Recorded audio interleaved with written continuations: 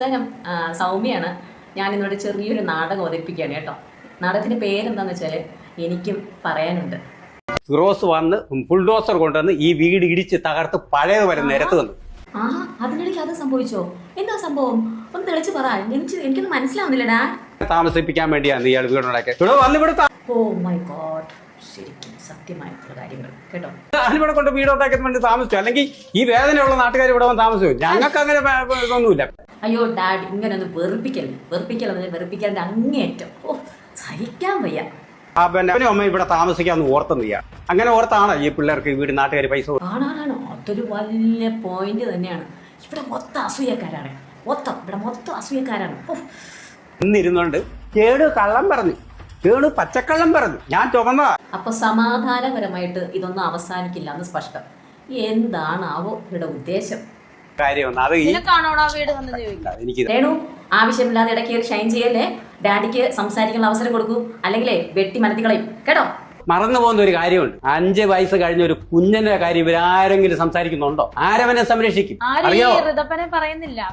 അതെ അതെ അതെ, അത് പരമാർത്ഥമാണ് അല്ലെ. ഋതപ്പനെ ആര് നോക്കും? ഋതപ്പനെ കുറിച്ച് ചിന്തിച്ചോ നിങ്ങള്?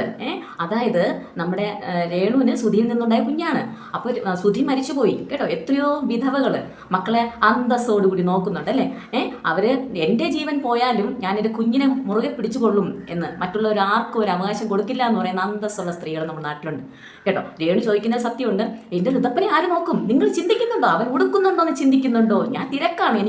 എനിക്ക് ഒരു ഭക്ഷണം കഴിക്കാനുള്ള സമയം പോലും ഇല്ലാത്ത തിരക്കാണ്. അപ്പൊ ഋതപ്പൻ എന്ത് ചെയ്യും? നിങ്ങൾ അത് ചിന്തിക്കാത്തെന്താ? ശരിയല്ലേ? അവനെ ഞങ്ങൾ നാളെ പോകാം. ഈ കുഞ്ഞിനെ എവിടെ ഇട്ടിട്ട് പോകും? ഇങ്ങോട്ട് ഈ ഫിറോസ് ഉൾപ്പെടെ വരട്ടെ. മറ്റേ പുള്ളിക്കാരൻ പറഞ്ഞല്ലേ ഇപ്പൊ എങ്ങനെ ഇരിക്കണ്? വന്നിവിടെ അവർക്ക് ഇഷ്ടപ്പെട്ടവരിവിടെ താമസിപ്പിക്കുക.